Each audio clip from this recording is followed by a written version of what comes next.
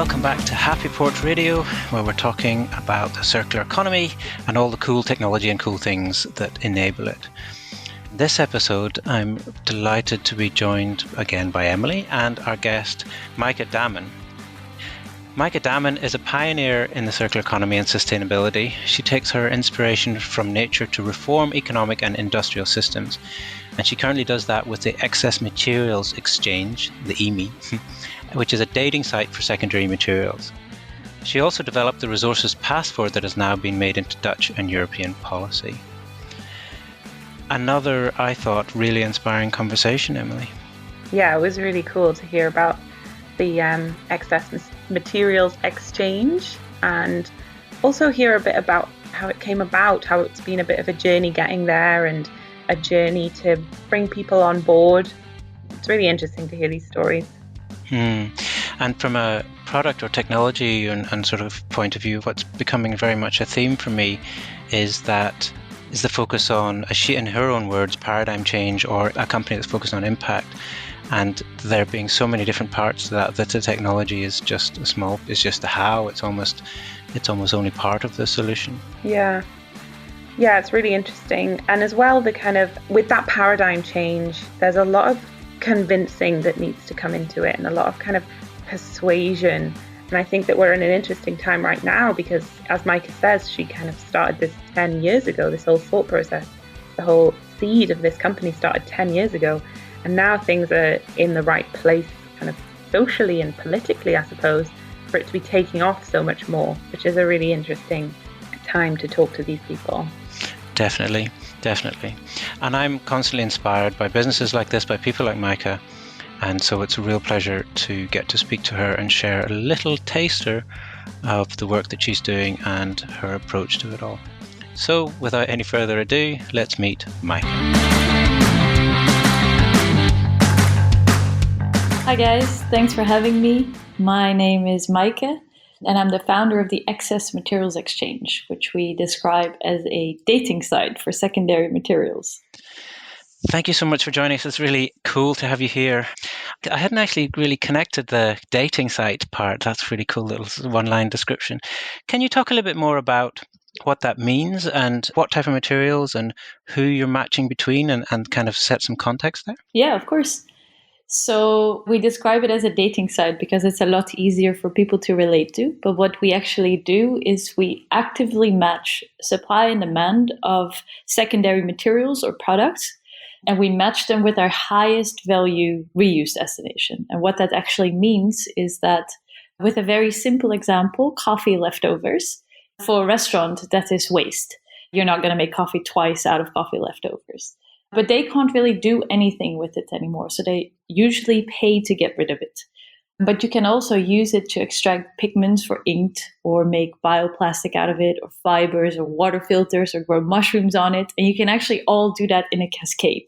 And this is a lot higher value than just actually paying to get rid of it and then maybe it gets burned. So we see that this is possible for coffee leftovers, but actually for the majority of the materials. And hence we started the EME, as we say, to actually look for these high value destinations for all the materials that we throw away, because we throw away a lot at this point in time and we can actually still do things with it. And we see that there's actually 4 sectors that are really interested in what we do. And that is mainly building construction infrastructure, packaging, organics like the coffee leftovers, and textiles. And so the sectors you're describing there, those are sectors that have those waste materials and they're looking to share or use it.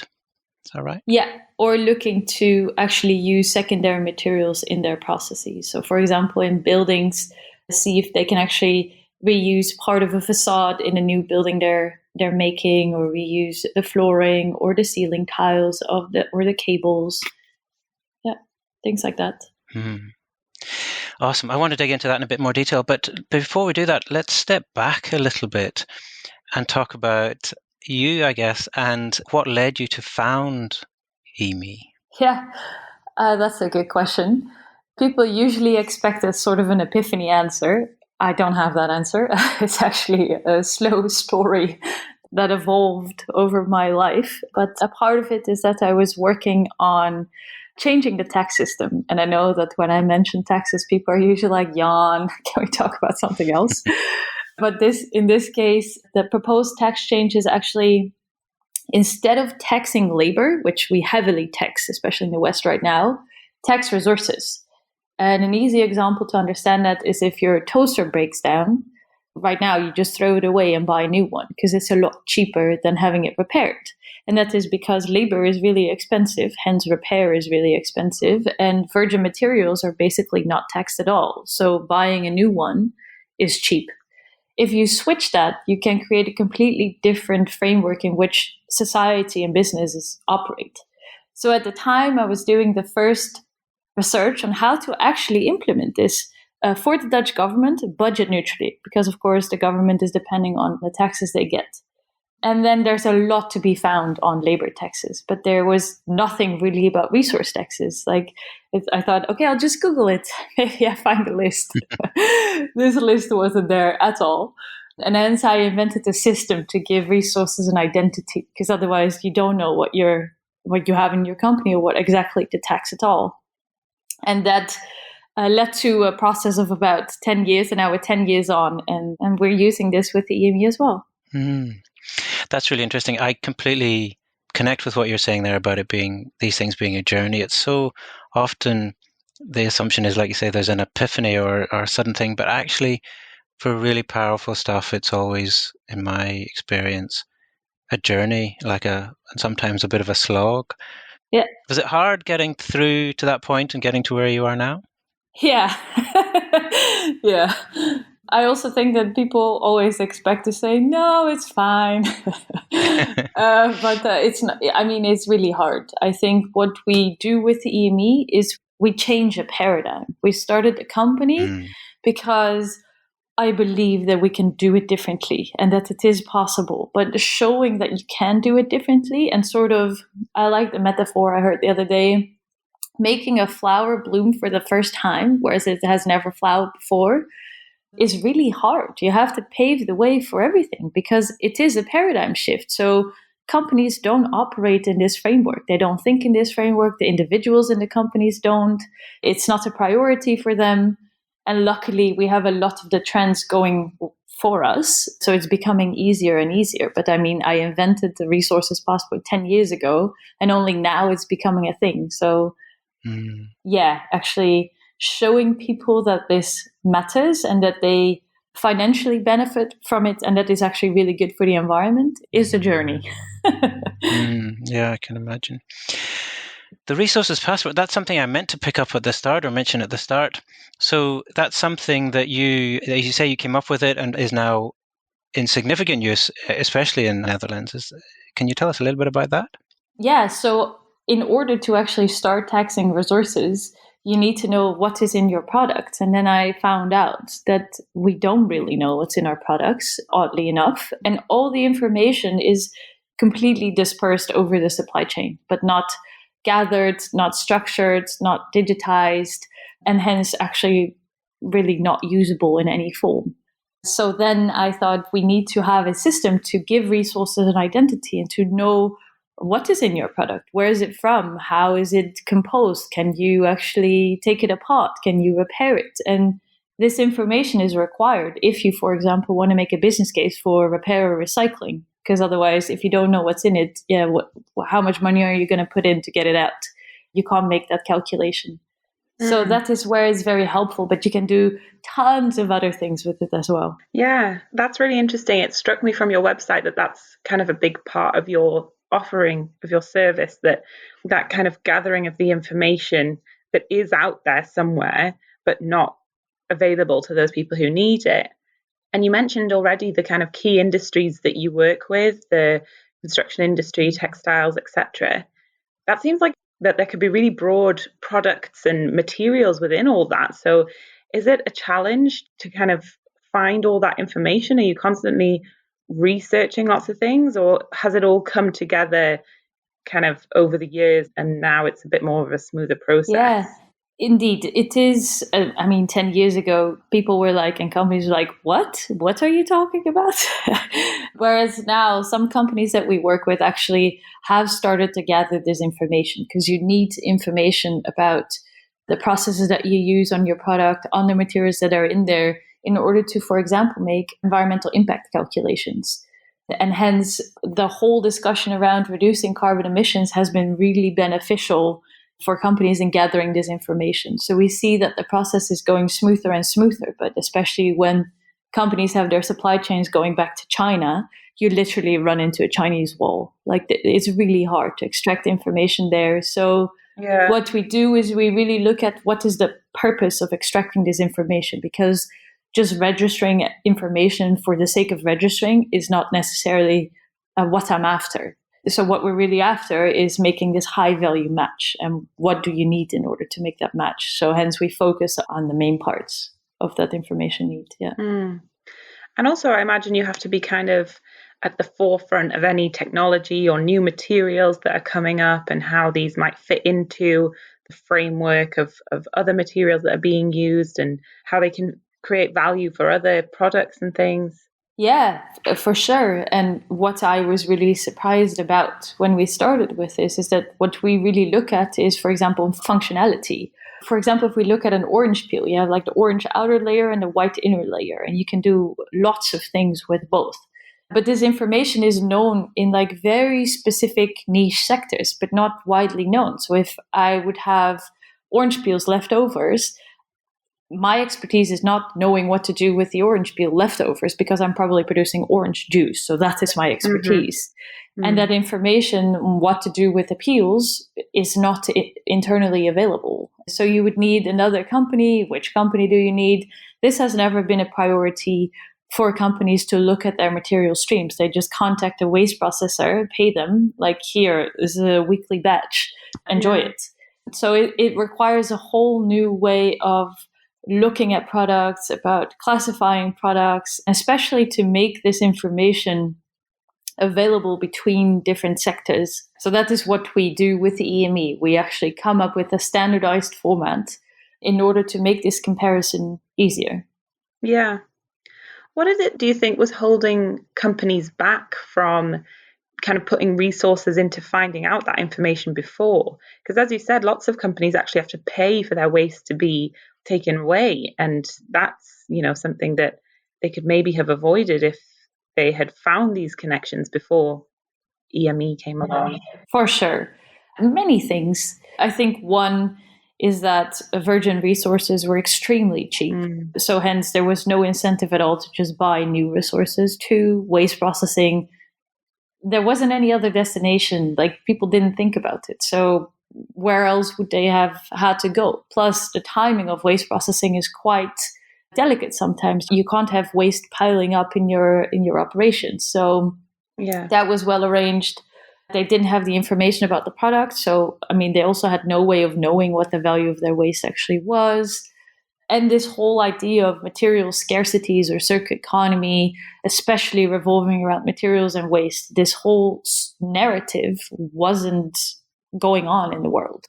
So people just weren't thinking about it. And they didn't have any need to do so either at the time.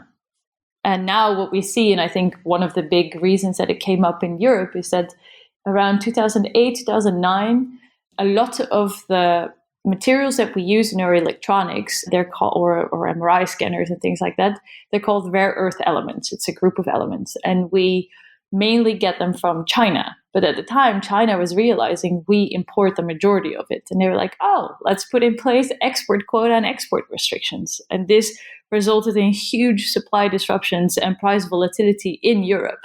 And then Europe started realizing, hey, wait, we are extremely dependent for our key infrastructure on materials coming from regions that, can do their own thing, as China did with these export restrictions. Hence, I thought, wait, but we have the majority of the materials already here. Why aren't we doing anything with it? Why are we shipping it back to China? And hence, this whole discussion really took flight. Right. That's really interesting that there's actually a bit of kind of historical, political impacts to the whole storyline. Yeah. Yeah. You've mentioned kind of the whole idea of bringing value to waste products. Could you tell us a bit more about your kind of philosophy of finding that high value for waste? Sure. I think for me, things like intrinsically have value. And I have been always very surprised about how we all of a sudden classify things as worthless because I can't use them anymore and don't look with a systems perspectives on how other agents within that system can actually use it. And if you start looking at what we're doing with the systems perspective, all of a sudden it becomes very logical that things are still valuable for other players. And I mean, we see this happening in nature. So if you take that analogy, if a tree dies, all the resources are not wasted. Lots of bacteria and animals and the whole surrounding environment actually uses those resources. How come we in human society aren't doing that? And building upon that over my life, I've been looking like, how can we replicate that? How can we actually learn from that and implement it in our own economic systems? What you're describing there as well is one of the places where I think circular economy concepts or terminology and language actually make sense to what I describe as traditional old school economic thinking, in that where's the monetary value, and the argument about very often the argument about environmental impacts falls on or is put a lower priority. Yeah. Whereas what you're describing is there's inherent value in every sense in the things that, in those materials and those things that we technically own or that we're throwing away and wasting otherwise. Yeah. I think that also showing this financial value has been very key to the success of EME, because we didn't necessarily start a for-profit company because we wanted to show the financial value at all. We wanted to show that we could reduce the environmental impact. But the storyline that we need is like, hey, companies, you can actually make money or save money with this. And that has been very beneficial. So changing tack slightly to talk a little bit more about the specifics of the service and the platform you have, do you find that businesses are coming now to saying, hey, we know exactly what's going on and we're ready to work with you, we just need to plug in your technology? Or is there a much more hand-holding educational process where you need to work with them to kind of work out how to gather this information, as well as the actual practical gathering and sharing of information and the materials themselves? Yeah, they require a lot of hand-holding. And that is not anything negative or because they're not educated. It's just extremely new. This is a completely new way of operating the business. For example, we were working with a company that owns materials and all of a sudden thought, okay, great, we can reuse them, let's sell them. But they were not handling that process. And when we said, okay, but this is the value if you actually start selling it, they're like, okay, let's do that. And then the first barrier they ran into is that they didn't have a sales department within their organization, because traditionally they had never done that. And that is just one example. Like, organizations are not tailored on dealing with the circular economy. It's just a completely new way of operating your business. And hence, there are very educated individuals, but to actually get an organization along with what we do, it requires a lot of hand-holding. And hence, we mainly work in partnerships to actually take people along on this journey. And so those partnerships, are those, you mean with people who are providing that kind of specialist, I guess paradigm change is the word you used earlier, they're sort of consultants as change management process, or is it different types of partnerships? We see it as two types of partnerships. One is actually that we don't ever pretend to a company that we have the silver bullet. Like, we set this up based upon our expertise, our knowledge, like the last 10 years that we've been working on this. We can help you, please tag along. But we always look at the context in which we're operating with the company. So it's not like they're just a client and they can just lean back and we plug it in. We really do that in dialogue. And then secondly, we see that if you're actually starting to look at what we currently classify as waste differently, there's a lot of legal implications, for example. So we work with a law firm to actually streamline the process and help these companies deal with that better. I keep coming back to the phrase you use, paradigm shift, because you're talking there about, an example of a business that's kind of needing to rethink their business model because they haven't had sales people to sell this stuff before, and then the sort of operational impact of that, what you're describing. And then there's also the digital passports stuff of actually gathering, and there's so much different parts to that jigsaw. Yeah, absolutely. And that's why we are as we say, an impact company. We're not here to immediately create a huge profit for ourselves, but we're here to make an impact and create a transition. So it's a very different outlook on what we're doing with the company. Yeah, I love that. I think it's absolutely inspiring. Presumably, as Barry said, the different parts of the puzzle, presumably for each organization, they have different parts. There's no one size fits all solution to this, I imagine. No, not really. However, we do offer a technology platform, basically. So we do want to narrow it down. So what we also are working on is basically narrowing the funnel. Like now it's a very wide scope. We're saying, hey guys, you're all dealing with parts of that issue. Here we narrowed it down for you. If you use this, that will help. But that's really based upon what we see them running into. There's different things, but there is trends in what we see that they're running into. Right. Okay. So I saw there's some good examples on your website as well. So maybe there's an example you can share with us that kind of brings that to life. How exactly does my business is starting to work with you, and where does the platform fit in, and what does it actually do? Yeah. So, for example, a company that we work with is the Dutch railway companies. They're responsible for the maintenance and extension of the Dutch railway track. And that's really high quality steel, like the railway tracks that the train goes over. So then we looked at so where is it going now? And what can we do with it other than what you're doing with it currently? And we found out that currently it's been sold for a scrap metal price and usually goes to Asia. Whereas you can also reuse it as load-bearing beams in constructions, in buildings. This is a lot higher value. Plus it stays in the Netherlands. Plus you don't have to remelt it. So put in all the energy to ship it and remelt it. So you're saving a lot of environmental impact with that. So with them, we started with this, we investigated that, and then they have, of course, many locations over the Netherlands where they produce or where they have all kinds of material elements that might be reused or are not usable in that location anymore. So then we set up a marketplace for them to look at what is actually present at these locations and what is the requirement for new projects that we have, so that we can actually match the supply and demand for them internally. And so the platform is that marketplace, which is the online side, is that right? Mm-hmm. And then your side also talks about the tracking part. I don't know if that's relevant to this specific example, but in terms of literally tracking those physical materials.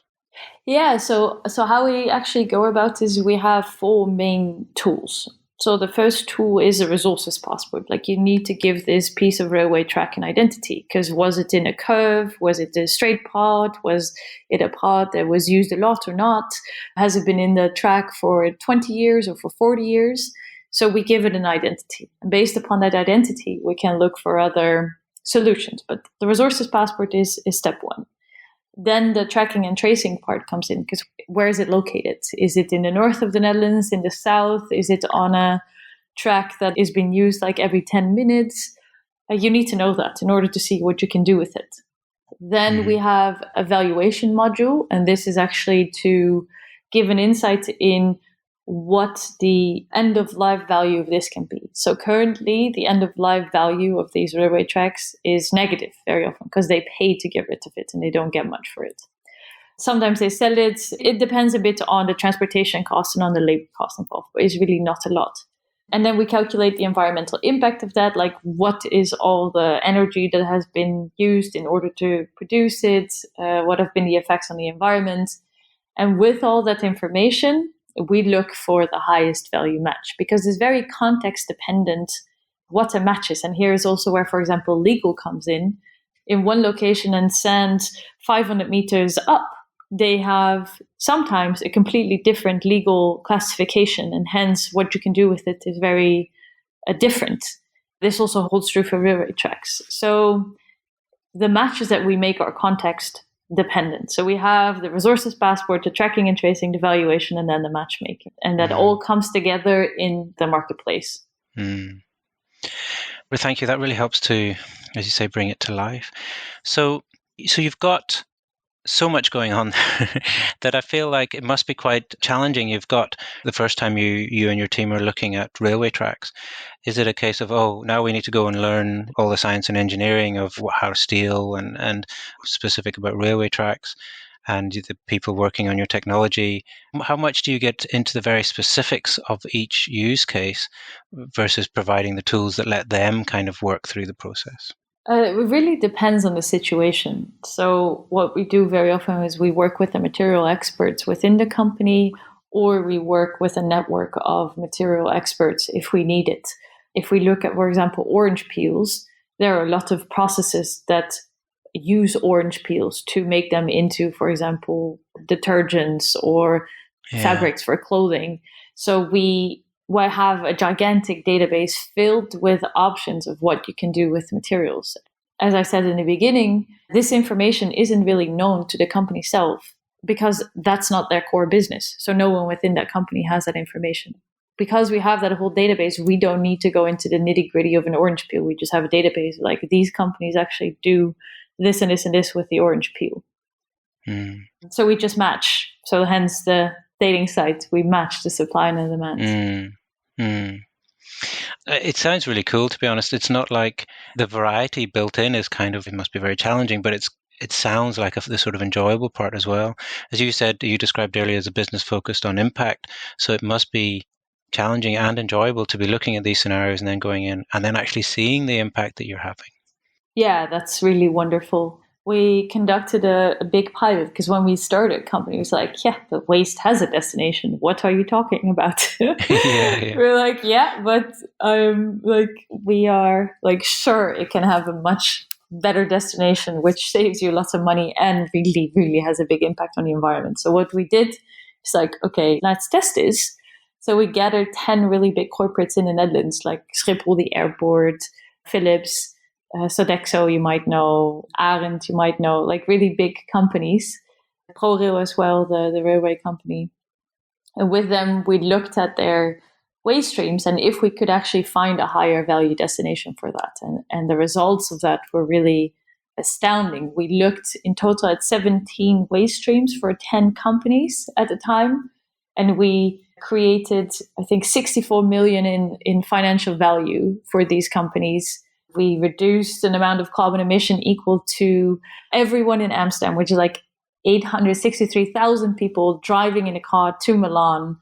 We saved enough energy to let the streetlights of Paris burn for 5 years and enough water to fill up 860 Olympic swimming pools. So we were like, whoa, this is much more than we thought it was going to be. And that is just for 17 waste streams in total. There were 70,000 tons. That's 7 Eiffel Towers, if that means more to you. It's not that much compared to the volumes that go through our economy. Yeah, so the potential is gigantic. Yeah, that's really impressive.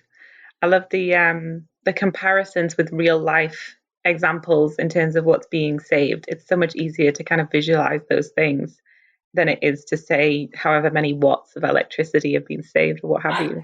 Yeah, I agree.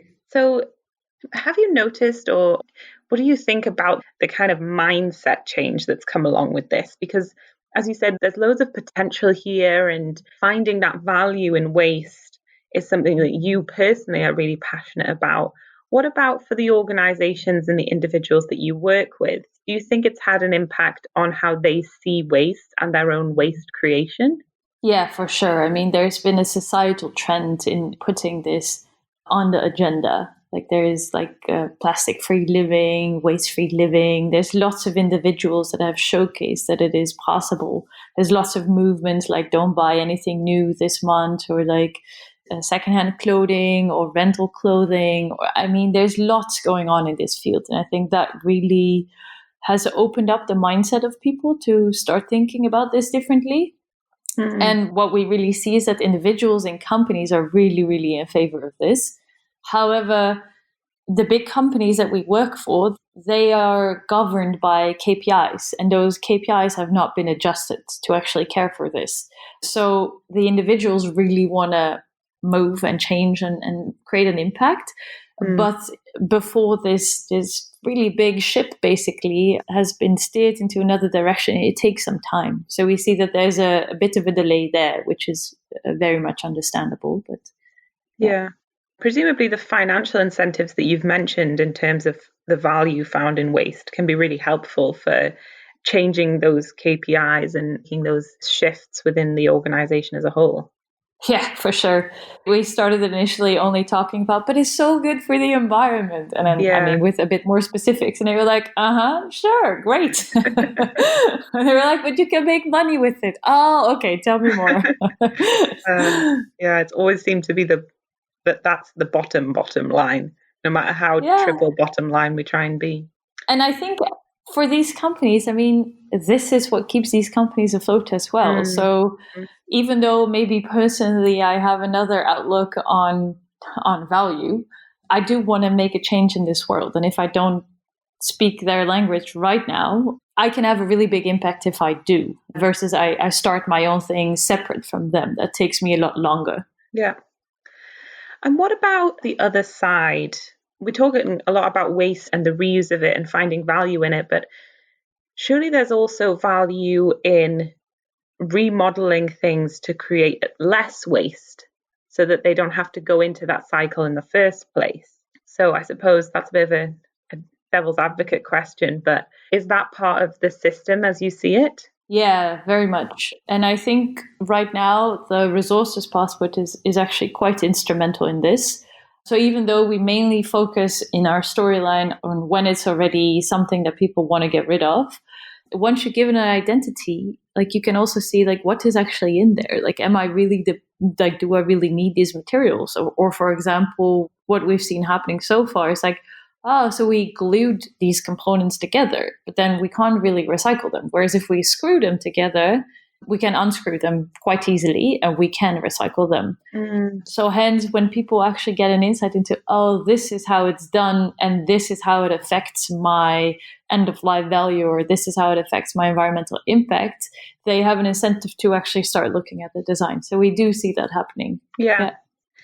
And also then, with an understanding of what value can come out of their waste, presumably there's also examples of organizations actually buying reusable products or buying pre-used products instead of that original material and working that in. Is that something you found as well? Yeah, we see that in the Netherlands we have something that's called the Resources Agreement. And that says that in 2030, 50% of the materials that go through our economy need to be secondary. And in 2050, 100% needs to be secondary. Wow. So if this is the goal, companies need to start getting secondary materials from somewhere and actually put them in their products. And we see in the Netherlands that the companies are really diligently looking at that. However, it's difficult. Like, is the quality good enough? Can you assure that? Are the volumes enough for my production process? So it takes some time before this whole production process is changed to cater to that. But we see it happening. And internationally, we see it happening as well. Unfortunately, not the way we hoped it to happen. So what you can do with plastic bottles, PET, so you can recycle them and make them into clothing, like fleece clothing, for example. But what we hear now is a lot of stories from China where they have a PET plastic bottle factory, and then next door they have a factory that uses these plastic bottles to make clothing from it, and then they put these clothing on the market as recycled clothing. But so you just have, that's not the idea of recycling plastic. Yeah. And then there's a premium price for secondary materials, which is weird because then they still can't compete with the prices of virgin materials. So the incentive is still not where you want it to be. Yeah, there's a bit of greenwashing going on there, it sounds like. Yeah, a lot. So you mentioned kind of the global aspect of this a few times. Do you work with companies all over the world, or is it mainly the Netherlands at the minute? We work with multinationals. But their headquarters are very often in Netherlands or Northwest Europe, because we see that in Northwest Europe, there's a lot of attention to the circular economy, secondary materials use, how are we using digital tools for that. So there's a lot of interest from these companies in this area, but they're multinational. So we can, and the process that we have, we can use anywhere on this planet. And what's the big picture, kind of big dream for EME in that regard? Does it have the scope to become a big global platform? Yeah, that's indeed the aim, that we become the number one player in the world to make sure that secondary materials are actually exchanged on a large scale for a high value. Great. Sounds exciting. Yeah. Unfortunately, I think we're kind of running out of time anyway, as much as there'd be so much more to cover there. The question I did want to ask before we finish, though, is there's anything that you wanted to share, or if there's anything we didn't ask you think we should talk about? That's always a nice question. Not necessarily. There's tons we can talk about here. There's tons of angles we can cover. There's tons of perspectives we can take. What I actually hope is that people start understanding that waste can actually be a gold mine, and that this change in perspective starts happening, that they start looking at how are we currently organizing the processes to cater to a new reality where waste is seen as something that is actually valuable. But I mean, there's so many angles to that we can go on for 2 days and we still have stuff to talk about. Yeah, and I wanted to thank you for sharing all of that with us and joining us. It is inspiring, and I particularly liked what you said about impact being the focus, because I think that, as you talk about there, people needing to do that paradigm shift of understanding or realizing the value in waste, or that there is no waste, that is a tough process to get through. Any shift, any change is a difficult process. And so having that bigger picture, or that desire to see the impact, I think, and businesses like yours that are enabling and encouraging that, I think is really important and really encouraging. So thank you for joining us and sharing a little taster of what you're doing. Yeah, thank you for having me. And just finally, before we go, for anybody listening who wants to find out more about you and about the Excess Materials Exchange, where can they go? They can go to www.accessmaterialsexchange.com. Wonderful. Thank you so much again. Thank you too. Thank you, Maayke. You can find notes and links from this episode, plus a full transcript at happyporchradio.com. If you are enjoying the show, please take a moment to give us a positive review on your favourite podcast app. Thanks for listening to Happy Porch Radio.